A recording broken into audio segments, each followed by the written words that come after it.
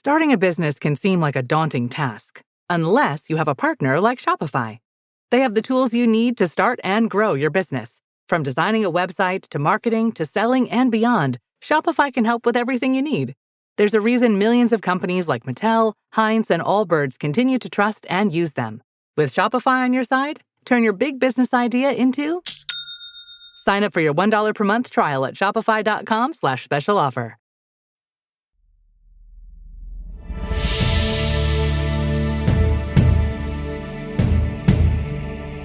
This is the History of the World podcast with me, Chris Hasler.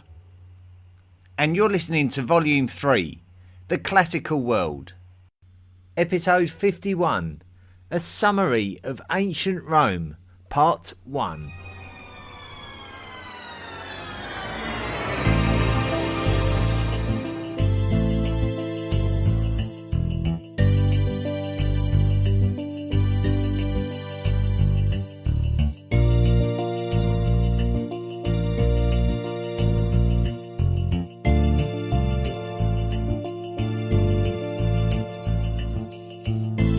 It's very difficult to pinpoint the earliest origins of the city of Rome, and this is because Rome's history has been buried under layers of newer material from each time the city has been rebuilt.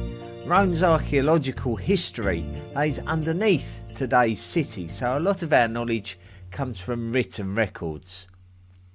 We certainly know that the Etruscans were around the area of the modern city of Rome at the beginning of the first millennium BCE. The Etruscans were not Indo-European language speakers, but the Latins were, and they migrated into the Italian peninsula during the late Bronze Age. The Latins were diverse in their tribes, so they did not view themselves as a united nation. They were a people with common language and common culture. Latin is a language that belongs to the Italic language family, which is a branch of Indo-European. There were other Indo-European speaking cultures who migrated into the Italian peninsula as well as the Latins. An example are the Umbrians, who settled the lands east of where the Latins would found Rome. The founding of Rome is something that we know very little about, and the main source for the explanation is the mythological story of the Wolf Boys. Aeneas is a man who exists in Greek mythology. Aeneas is said to have escaped from Troy after it was destroyed by the Greeks. A descendant of Aeneas was a lady called Rhea Silvia, and she gave birth by the god called Mars to twin boys called Romulus and Remus. The two boys were abandoned in the wild while young and brought up by a she-wolf. When the two boys became adults, they built the city of Rome on the Palatine Hill. When they couldn't decide who should be king, Romulus killed Remus and became the first king of Rome. Rome took its name from Romulus, and it would exist as a small kingdom among many Latin kingdoms and tribes in this area of Italy. In fact, the Roman kingdom would prevail for around 240 years, with 7 individual kings, as we described back in episode 25. The kings of Rome were either Latin, Sabine or Etruscan in origin. The Sabines were yet another migrant Italic group based in the same area of the Italian peninsula. The problem that we have with this story of the 7 kings is that some doubt its accuracy, suggesting that it was a very well written fictional story that would give Rome a bit of cultural identity, which is something that was very important when trying to present your culture as one with a very rich culture. Tensions were likely to have been quite high during this period, with many different cities and cultures vying for supremacy, as they would have doubtlessly been treading on each other's toes in their quest for power and resources. This is typical behaviour in any area of the ancient world where population levels are high and there are a high number of cities and cultures in a small area. Take ancient Sumer and ancient Greece as examples of this. The story of Rome during the 7th century BCE is a story of a city growing in status and influence, assimilating nearby settlements and establishing a coastal link at the mouth of the Tiber River, which runs through the centre of Rome itself. It may be the case that with expansion came social statuses, and this may also depend on people's ethnicities, which is something that underpins Rome's imperial reach as it continues to grow throughout this millennium. We certainly believe that there was an aristocracy in Rome, and we also believe that there was a senate which governed alongside the king. This senate would have been a council of elders, and their importance would be significant when the 7th and final king of Rome seized the throne by murdering his predecessor. Tarquin the Proud ruled over Rome for around 20 years and had a reputation for ruling like a cruel tyrant. His son was rumoured to have raped a noblewoman, and there was outrage among the people. Tarquin may well have been of Etruscan descent, and this may have been resented by many in Rome who would have favoured one of their own instead. While Tarquin was campaigning outside of Rome, the Senate agreed that they wanted rid of Tarquin permanently and effectively shut him out of the city. This was the end of the monarchy and the beginning of something new. Now the Senate was in control, and they would elect 2 consuls to act as heads of state, and these consuls would be replaced annually. This was the beginning of what we would call the Roman Republic, and this would be the way that Rome was ruled for almost 500 years. Very early in the Republic's existence, something came to light that would underpin everything to do with the Roman Republic throughout its entire existence, and that is societal class difference. The wealthy upper class of Rome were called the patricians, while all other citizens were called the plebeians, and the plebeians were excluded from most things that the patricians weren't, such as becoming a consul, for example. The patricians made up a very small percentage of the Roman population, so when the plebeians were threatening to break away from Rome, the patricians had to reform, and they were forced to do so on a number of occasions.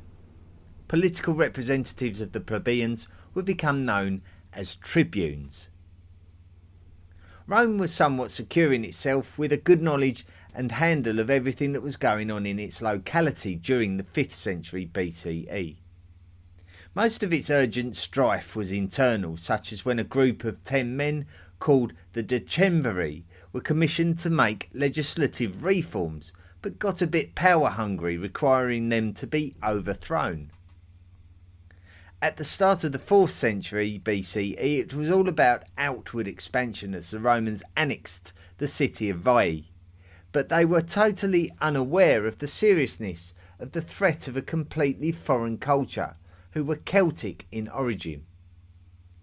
Taking advantage of Roman complacency, these Celts would actually sack the city of Rome in 390 BCE.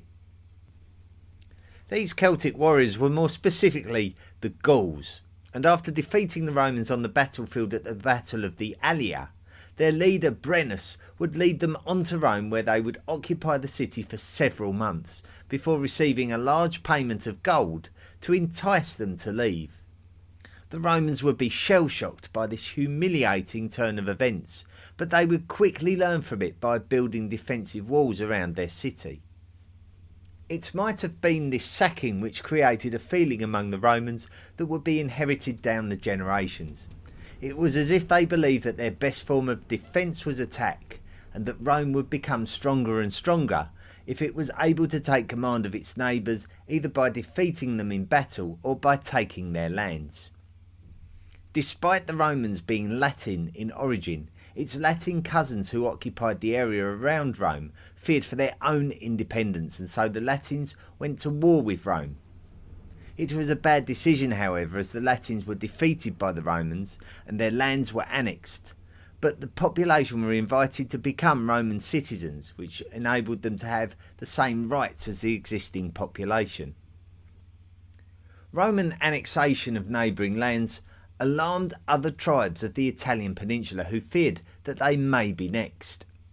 The Samnites were to the south of the annexed lands of the Latins, and tensions had always been high between the Romans and the Samnites. The Samnites were also an Italic race of people just like the Latins and the Sabines. This resulted in a series of conflicts between the Samnites and the Romans, where the Romans attempted to colonise Samnite lands. The Samnites would be no pushover, scoring victories over the Romans, but ultimately they succumbed to Roman force and the Romans would annex the lands of Campania to the south of their heartlands. The wars between the Romans and the Samnites were brutal and ongoing for a few generations before Rome would be able to unite all the lands of central Italy under one rule in the earliest years of the 3rd century BCE. Once again, this would create a knock-on effect as the lands even further south feared Roman expansion into their own territories. The lands in the far south were the lands of Magna Graecia, settled by Greek colonisers during the preceding centuries. The Greeks of these lands would appeal to help from across the Ionian Sea, and King Pyrrhus of Epirus would answer the call and cross the sea with a large army that would defeat the Romans on the battlefield. But the losses to Pyrrhus were so high that he could not replenish his army and capitalise on his victory. Other distractions caused Pyrrhus to return home, and the Romans simply took the lands of the southern peninsula to increase their power base and prevent further foreign landings. Rome could now be considered to be a large empire with control of the entire Italian peninsula.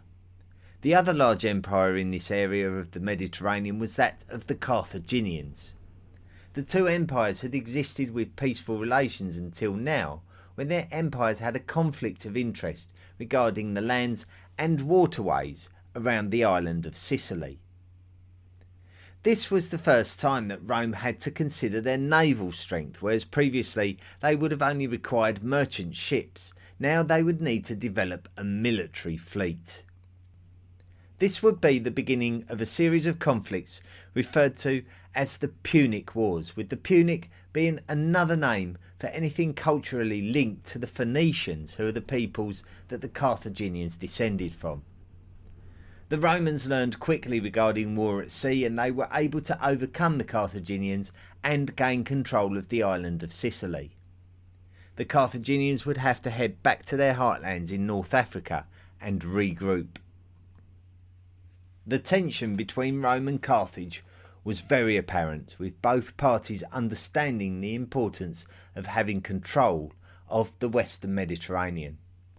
The Carthaginians believed that in order to stop Roman superiority in this area, that they should try to strike at the heart of their lands, and so a young and ambitious Carthaginian called Hannibal Barca went on an impossible journey to invade the Italian peninsula.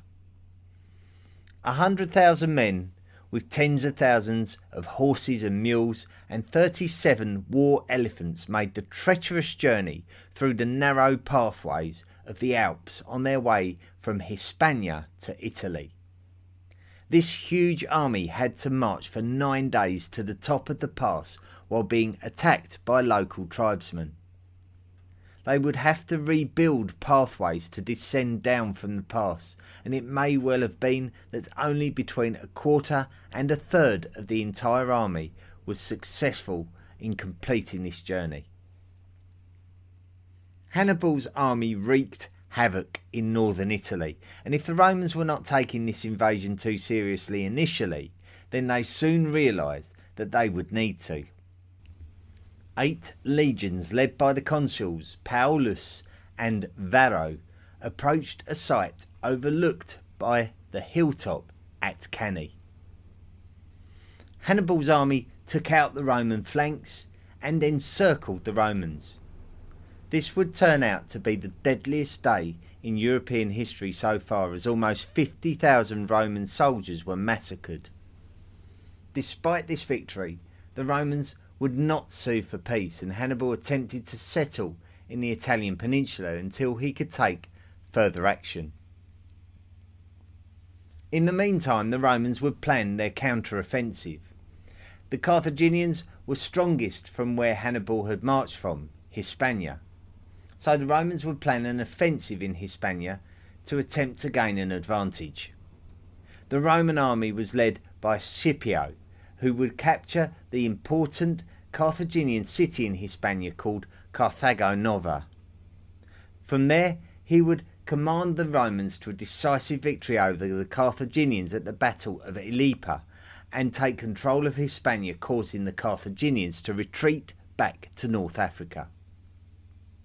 Scipio would then prepare to invade North Africa, and this meant that Hannibal Barca would have to abandon Italy and head home to defend his nation's capital city.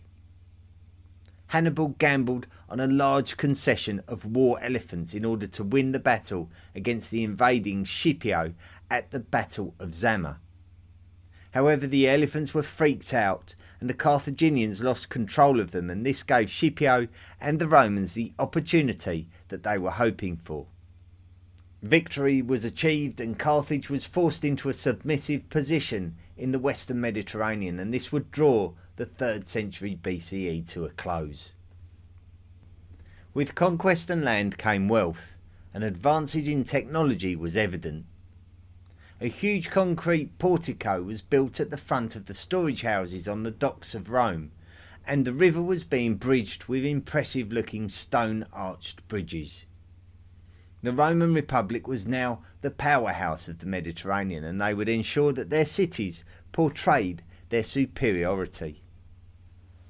With power came hunger for further conquest, and the Romans would turn their attentions east towards the Balkans.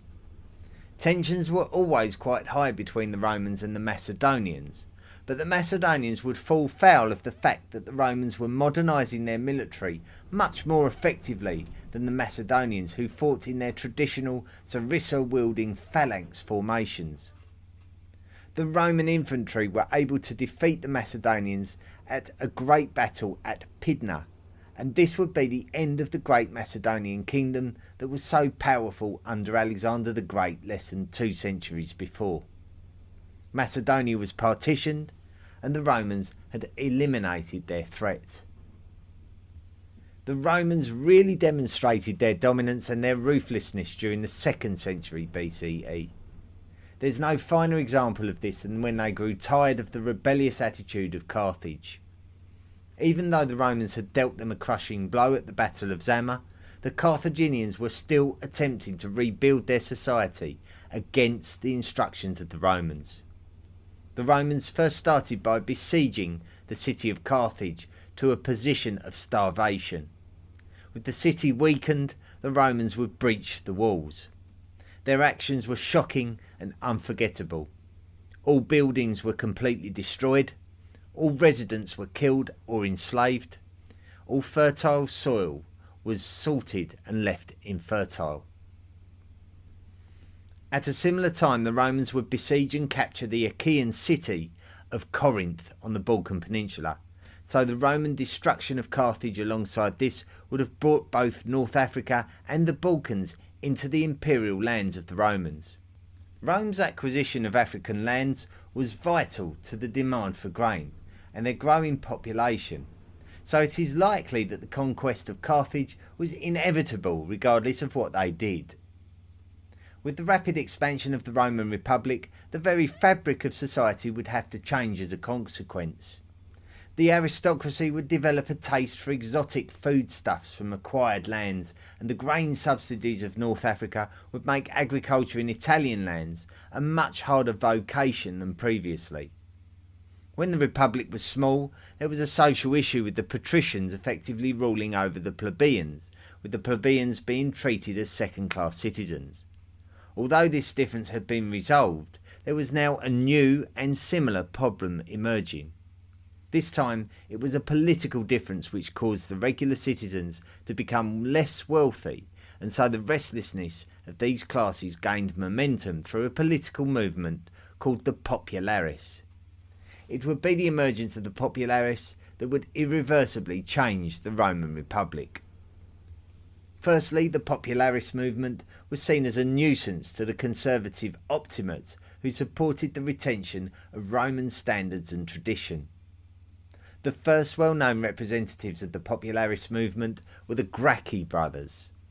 The older of the two brothers, Tiberius Gracchus, attempted to ensure that the land was redistributed to the poorer citizens, but the Optimates in the Senate blocked this, believing it not to be in their interests. As Tiberius tried to publicly rally support, the Optimates organised for a mob to assassinate Tiberius, and when his younger brother Gaius attempted to continue his brother's work, he was declared an enemy of the state and was driven to suicide by those who opposed him. The fact that the poorer citizens were being given hope of a brighter future, only to see those politicians who were standing up for their cause being killed, would not create a solution, but instead would add fuel to the fire. A lack of landowners in Italy meant a lack of military manpower due to a law of requirement, so when Gaius Marius became the military commander, he would make reforms to the army from top to bottom, enabling the Roman army more freedom to prosper rather than tying it up in red tape. Marius would demonstrate the effectiveness of the reforms, with victories over the Germanic tribes in the north that had been increasingly causing the Romans some problems. Marius became a trusted Roman statesman, but tensions started emerging again between the Optimates and the Popularis, of which Marius was a supporter. Tensions turned to violence, and despite a Popularis uprising led by Saturninus, Marius defended the Roman state by standing against the violent rebellion.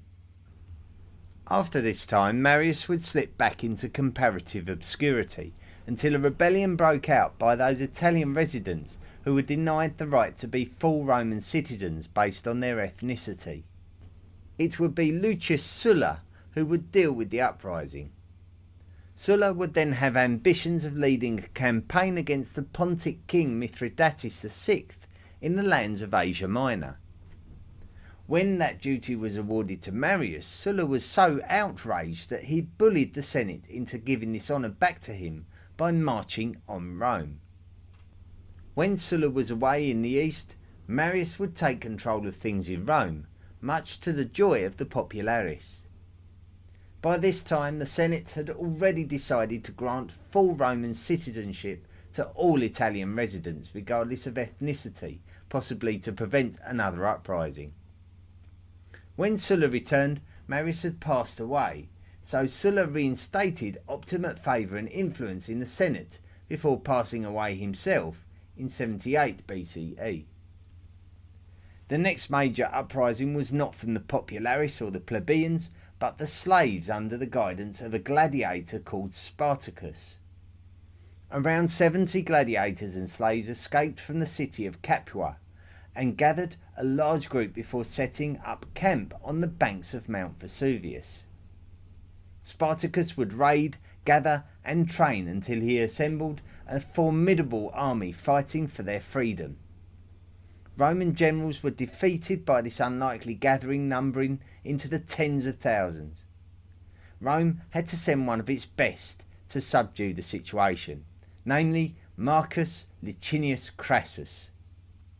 Crassus managed to trap the rebels at Calabria in the far south of the peninsula before capturing and crucifying many of them along the Appian Way, an important thoroughfare for travelling Romans. Spartacus was killed and the rebellion was ended after 3 years of pursuit. Another man fast gaining a reputation in Roman politics was Pompey. Pompey had been elected as a consul from an unusually young age before being sent to the Asiatic lands to deal with an uprising in Pontus, before heading down to Syria where he would depose the last Seleucid ruler and subjugate the city of Jerusalem. Pompey would form a political alliance with Crassus and another younger man called Gaius Julius Caesar. This alliance would be known as the First Triumvirate. Caesar would set off on an ambitious campaign northwards into the Celtic lands of Gaul, and after a lot of hard work and a number of years, Caesar would successfully annex the lands of Gaul and bring it into the Roman sphere of influence. Caesar would not want to stop there. In 55 BCE, he transported 2 Roman legions across the English Channel to the lands of Britannia. If Caesar could bring the tribes of Britannia to heel, then they would not be able to support the rebellious tribes of northern Gaul.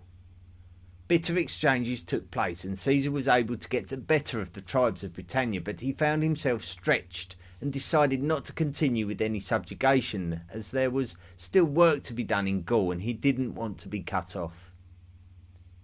While Caesar was battling away in Gaul, Crassus was over in the eastern provinces attempting to invade the Mesopotamian lands of the Parthian Empire. Crassus had underestimated the abilities of the Parthians, whose speed on the battlefield, especially that of their light armoured cavalry, helped them to score a victory over Crassus and the Romans at the Battle of Carrhae. Both Crassus and his son were killed and decapitated in the exchanges in that far-off land. Caesar would still be trying to complete the work in Gaul, as rebellions to Roman subjugation culminated in the Battle of Alesia, which we focused on back in episode 34. Caesar's army showed their incredible construction skills, a hallmark of the Romans. They constructed fortifications around the city of Alesia, which also had its own defensive fortifications. The siege tactic worked, and Alesia fell to the Romans. These rebellious Gauls were consigned to a life of slavery, and Gaul was now in the hands of Rome, but Caesar would not be allowed to govern it. Without the steadying influence of Crassus, the followers of Pompey had grown fearful of the power and intentions of the popularis supporting Julius Caesar, and so the first triumvirate was firmly a thing of the past, and now the Senate, under the influence of Pompey, had demanded that Caesar disband his army and return to Rome. Rather than disband his army, Caesar led them across the Rubicon River, which was illegal and tantamount to a declaration of war. Caesar was now an enemy of the state. Caesar was powerful though, and when he marched on Rome, Pompey and the Senate fled into exile. Rather than pursue Pompey, Caesar turned to Hispania to successfully put down any pro-Pompey support there. Then Caesar would head to the Balkan Peninsula to engage in battle with Pompey. Initially, Caesar was a bit light-handed and Pompey got the better of him in their initial exchange. Caesar was able to hold out until his ally, Mark Antony, arrived with reinforcements. Caesar's armies won and Pompey fled again, this time for Egypt. Pompey would send a message ahead of time to prepare Pharaoh Ptolemy XIII for his arrival. This was a major concern for Egypt. Firstly, if they gave Pompey refuge in Egypt, they would make an enemy out of Caesar. But then if they refused Pompey refuge in Egypt, then they would make an enemy out of Pompey, so they couldn't win. So the Egyptians took the third option and murdered Pompey when he arrived. When Caesar arrived in Egypt, they proudly showed him Pompey's head, and Caesar was disgusted at how they had treated a highly respected Roman statesman, regardless of his own relationship with him. Caesar would side with the rival to the throne of Pharaoh Ptolemy XIII, his sister and his wife, Pharaoh Cleopatra VII. Ptolemy was deposed, and Caesar would take control of Egypt alongside Cleopatra, even siring a child by her. Despite the death of Pompey, the civil war between Caesar and the supporters of Pompey would continue. So Caesar would travel all around the empire, including Hispania and North Africa, defeating his enemies until he would finally end the civil war in the year 45 BCE. Julius Caesar was already the most senior priest of the Roman Republic, and now his dominance as the senior statesman was secured. He would make the necessary reforms to the calendar which would aid the organisation of religious festivals and agriculture, which were very closely linked in the pagan society of Rome. This calendar was so well organised with respect to the astrological relationship to all of these associated aspects that it prevailed right up until the 16th century. Certainly one of the biggest concerns about the 1st century BCE was the lessening of limitations on individual powers. Whereas beforehand the Senate appeared to be in control, now individuals were ensuring that they were in control of the Senate so that they could influence their decisions. When Caesar was granted the right to be the dictator of Rome for an unprecedented 10-year period, it was clearly because he had filled the Senate with many of his supporters to replace those who stood against him during the Civil War. It seemed that Julius Caesar had become similar to a head statesman or even an emperor before the empire, but the Roman Republic was not ready for this just yet. Despite the Civil War being over, there were still enough enemies that were uncomfortable with Caesar's levels of control. In the year 44 BCE, Julius Caesar was due to have a meeting with the Senate before leaving Rome to go on campaign. Unfortunately for Caesar, the Senate still contained a number of conservative members of the city's aristocracy who were concerned for the future of Rome if Caesar was to be allowed to continue unregulated. While being carried in his litter to the Senate, his loyal comrade Mark Antony was distracted, and Caesar would arrive in the Senate surrounded by enemies. Daggers were wielded and Caesar was struck from all sides, and despite his best efforts to fight his way out, he was overcome and eventually fell at the feet of Pompey's statue. Caesar was dead, and Mark Antony moved quickly to take control of Rome. One member of the Senate who didn't have any desire to take part in Caesar's assassination was the wise old man of the establishment called Cicero. Cicero always maintained his integrity within the Senate, and although he was not a patrician himself, he did not approve of Caesar's dominant rule, as he truly believed that having a good Senate in charge of Rome was the best method of government. Mark Antony was dealt a double blow when, after Caesar's death, Caesar had not advised that Mark Antony take his place, but a younger man called Octavian should instead. The wise and influential Cicero would also favour Octavian and would actively speak out against Mark Antony, accusing him of tyranny. However, Cicero was actually against autocracy however it came, and the reality was that Mark Antony and Octavian would both want to rule over Rome, so they joined forces and had Cicero murdered to prevent him from restoring the power of the Senate. Mark Antony and Octavian formed a second triumvirate with another statesman called Lepidus, who ruled over the African provinces and avoided too much drama.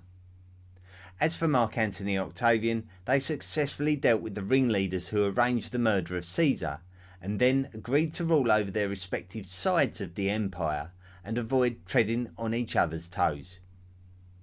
Mark Antony in the east and Octavian in the west. The problem with this arrangement, of course, was that Octavian was in Rome and Mark Antony wasn't, so the Senate and the people of Rome developed a familiarity with Octavian, and so Mark Antony would become less popular as a consequence, and he started to realise that he was slowly being pushed out. Mark Antony decided to establish a firm relationship and control of Egypt, the wealthy and fruitful lands of the Nile, which would be necessary to counterbalance the power of Octavian in Rome. He would emulate Caesar's achievement of striking up a political and a personal relationship with Pharaoh Cleopatra VII, and this alliance would be consummated with Cleopatra having 3 children by Mark Antony. Octavian would declare war on Egypt in order to alienate Mark Antony, branding Cleopatra as a bad influence on him and causing him to become an enemy of the Romans. All Mark Antony was trying to do was take power away from Octavian, and Octavian knew this to be so. Things reached a head when a naval battle took place between Octavian on one side and Antony and Cleopatra on the other at the Battle of Actium in 31 BCE. Octavian trapped the fleet of Antony and Cleopatra for many months, cutting their Egyptian supply lines before Antony engaged in battle, allowing Cleopatra to flee. Antony would soon follow, leaving his fleet to be either destroyed or captured. Antony could not afford this defeat, as Octavian was now in a position of unassailable power. Antony's rebellion was crushed, and Cleopatra's Egypt was about to be annexed, and the two of them committed suicide to avoid capture. Cleopatra's death meant that she was the last non-Roman ruling pharaoh of Egypt before it became a Roman province. The next ruling pharaoh would be Octavian himself. Octavian's power was now substantial. He had acquired the command of over 500,000 legionaries, but officially surrendered all of his powers, therefore putting Rome back in the hands of the Senate. The Senate, in charge of the Roman superstate, tired of years of civil war and dispute, granted Octavian unprecedented powers by becoming the princeps, in other words, the first man of the state. He would hold the position of consul, provincial governor, tribune to the plebs, and eventually Pontifex Maximus. He would be renamed Augustus to elevate his status among the population. He would be the first effective emperor over Rome and all of its lands. The Senate could not have reversed their decision even if they wanted to. With Augustus having control of all the armies, he would command even more authority than Julius Caesar before him. Augustus would establish a Praetorian Guard of ex-servicemen entrusted to act as his personal bodyguards. Despite all of this, Augustus ruled Rome responsibly, and so his reign can be considered as a successful one. 500 years previous to this time, the Romans deposed the monarch in favour of a republic without a monarch. This was seen as an improvement. So to then go back to a form of monarchy with Augustus now as the emperor could be thought of as something of a regression. In fact, the age of Augustus is seen as a bit of a golden age for Rome, and is referred to as the Augustan period, with particular attention to the literature being produced in the empire. It is during this period that the ancient Roman poet Virgil wrote the Aeneid, which clarifies the story of Romulus and Remus and the foundation of Rome, which takes us back to episode 25 and the beginning of this episode. Virgil told us of how the two brothers were descendants of Aeneas, who was a Greek hero during the Trojan Wars. Virgil's writings enabled Romans to feel proud of their identities and to see Roman glory as something embedded into the very fabric of Roman mythology, thanks to its connection to the works of the great Greek scribe Homer. The historian Livy was a contemporary of Virgil and would write a 142-book history of Rome, which supports the Aeneid story of Romulus and Remus's ancestry and foundation of the city of Rome. It also leads the reader through the years of the kingdom and the republic. Such works of artistry in these fields and many others are retrospectively referred to as the Western canon, the embodiment of classics artwork. Virgil's poetry is certainly in a high enough regard to be considered as canonical, but also the same can be said of his contemporaries, Horace and Ovid. Another renowned author from this period was Vitruvius. Vitruvius was an expert in architecture and wrote that of the great achievements made in this field during the reign of Augustus, which would be thanks in part to Augustus's close ally, Marcus Agrippa. Vitruvius's mechanical observations of the human body likely influenced Leonardo da Vinci to draw the Vitruvian Man some 1500 years later during the Renaissance. The Vitruvian Man is so well known that even if you don't know the name, then you will have surely seen the image. So Google it right now if you're not sure. Vitruvius would also describe the mechanics of hydraulics, such as a description of force pumps and aqueduct construction, just to name a couple of things, which is also something that Agrippa played an important role in providing on a practical level to Rome itself.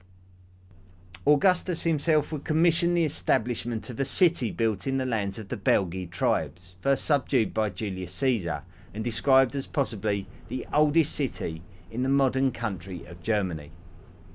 It was originally called Augusta Treverorum, but it is now known as Trier, and it would become a significant city of the growing empire. Rome was flourishing. However, it was not without setbacks too, and one particular one was in the lands of northern Europe, much further north than the city of Augusta Treverorum, in the Teutoburg forest. Roman legionaries were double-crossed by a man called Arminius in the year 9, and there was a huge slaughter of Roman military in the forest. It was a great loss that haunted Augustus until his death, but Augustus's reign propelled Roman culture into the first millennium, and although there wouldn't be many emperors who could compare to Augustus during the rest of the century, his work on the Roman Empire's infrastructure meant that Rome could survive the odd bad emperor or two without losing territory or descending into an uncontrollable civil war.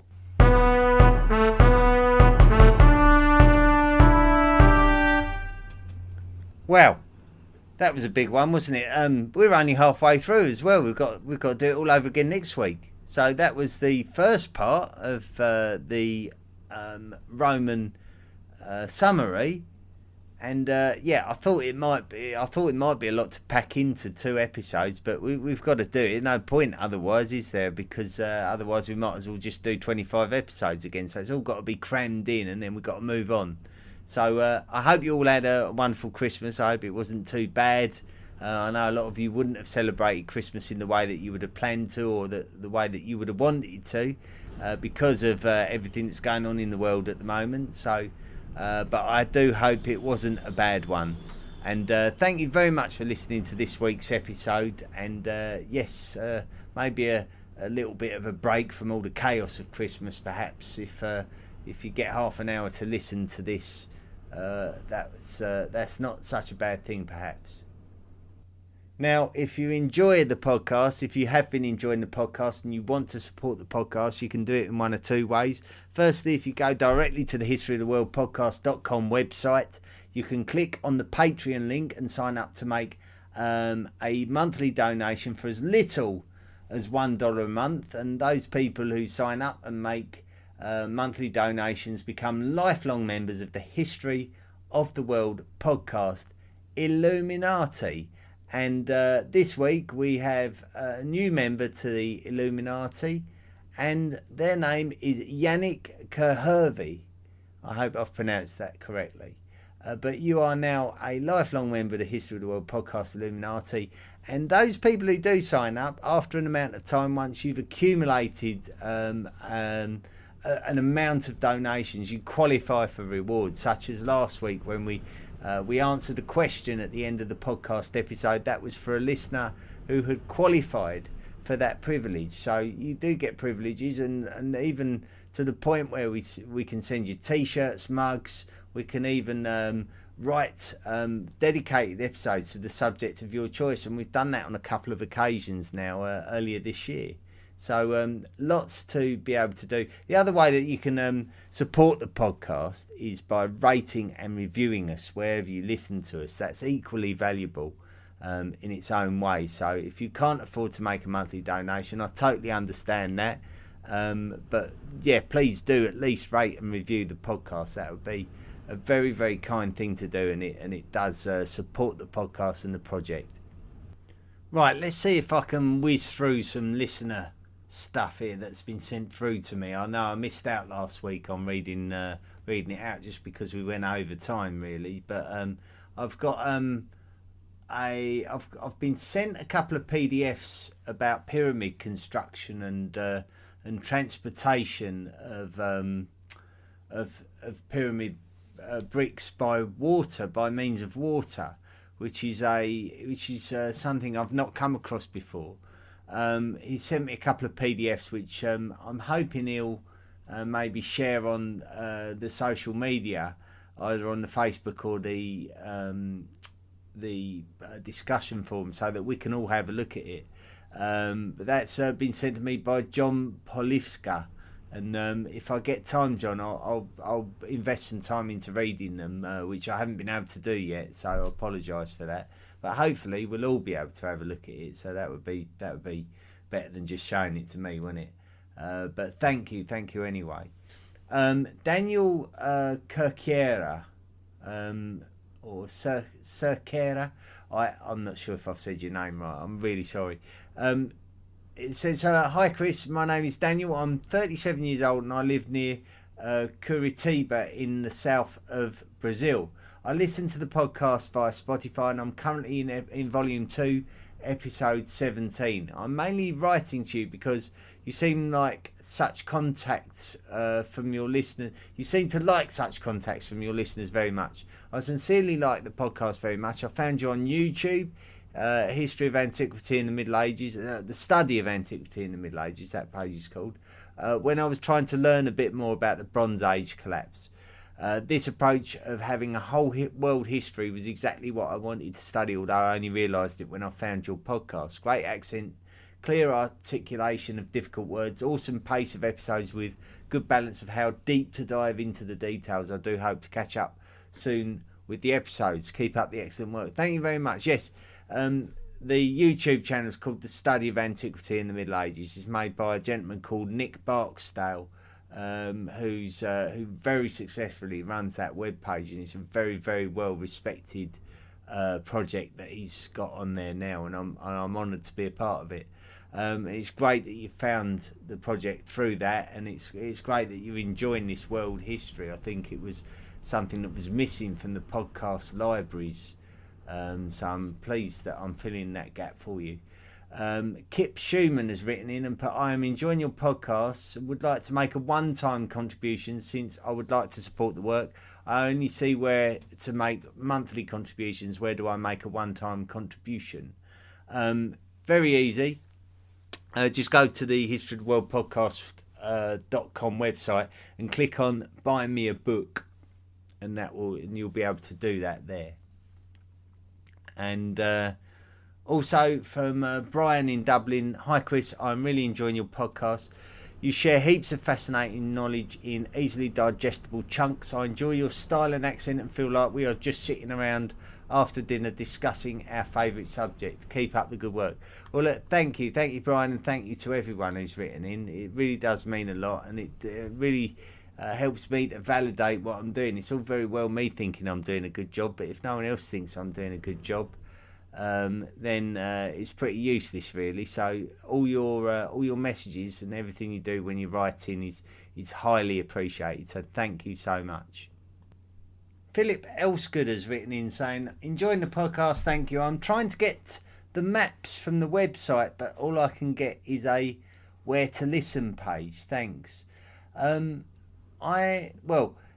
believe, if you go to the website and you click on the links that say Volume 1, Volume 2, Volume 3, not all of the episodes have got maps. But if you click on the word map, then it should take you to where there's a map that you can actually see that's associated to the episode.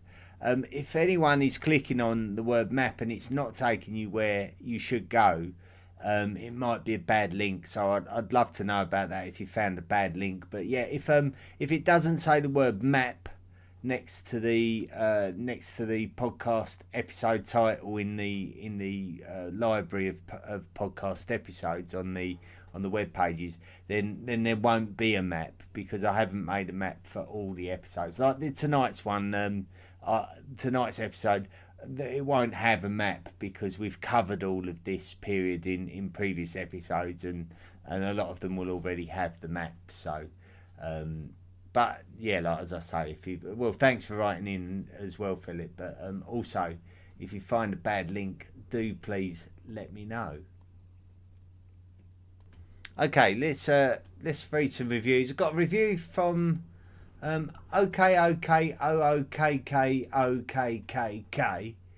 who lives in the United States of America. I'm not sure how you get through life with that name, but anyway. It's 5 stars, great podcast, great show, although it would help if you can raise the sound volume. It's hard to hear sometimes. I work in a loud environment. Other than that, it's absolutely perfect. Keep up the great work, Chris. I would just say, I have had that in the past, but not for a long time. It's been a long time since someone's said the volume is low. All I would say is if you find a particular episode that you think is too low, that I'd be interested to know, because it might be that I can do something about that. So, but likewise, anyone who's struggling to listen to any episode or thinks that there could be a volume increase or something's amiss, I'm always interested to hear about it. But thank you for that great review. It really does mean a lot when people do rate and review the show. It helps us no end. Anyway, I would imagine there's going to be other feedbacks on other social media channels, but I'm conscious that we're running out of time again. And next week it's going to be the second part of the Roman summary. Before we finally move on, which is quite exciting, we're going to move on to other cultures. So I think that's long overdue. I think the story of the Greeks and the Romans has really taken up pretty much the entirety of 2020, which I think I knew it would, when we was entering into this year. So looking forward to next year and getting into some other stuff. We're going to be going north. We're going to be talking about the Celts initially, and then we're going to be talking about the people of the steppe, and then heading further east into India, China, and then over the Pacific into the Americas, and then rounding off volume 3. So I do believe we've probably got another 25 episodes to go in this volume, so it's going to be a long old volume. But it's necessary. I think if we're going to tell this story properly, we've got to do it properly. You can't do any shortcuts. So looking forward to another sort of 24 episodes perhaps in this volume of classic world stories. Anyway, thanks for listening, and thanks for listening all year. I know it's been a tough year, and I'm glad that I've been there for you as well, developing all of this history storytelling. I'm pleased that I've played my part, I hope. And, hopefully next year we're going to have a better year, all of us together. And thank you anyway for listening this year. It's really been great. All of your support throughout the whole year has been fantastic. So I can't thank you enough as this podcast gets bigger and better and stronger. And hopefully we'll continue that trend next year. Anyway, that's it from me. Happy New Year, everyone. I'll see you again in 2021. And until then, be good. Do you want more from the History of the World podcast? Then visit our website, historyoftheworldpodcast.com. You can join our discussion forum and find us on social media. Support the podcast for as little as $1 per month by clicking the Patreon link. Email the show at historyoftheworldpodcast@mail.com. The best ones will be read out. Be sure to rate and review the show wherever you listen to us.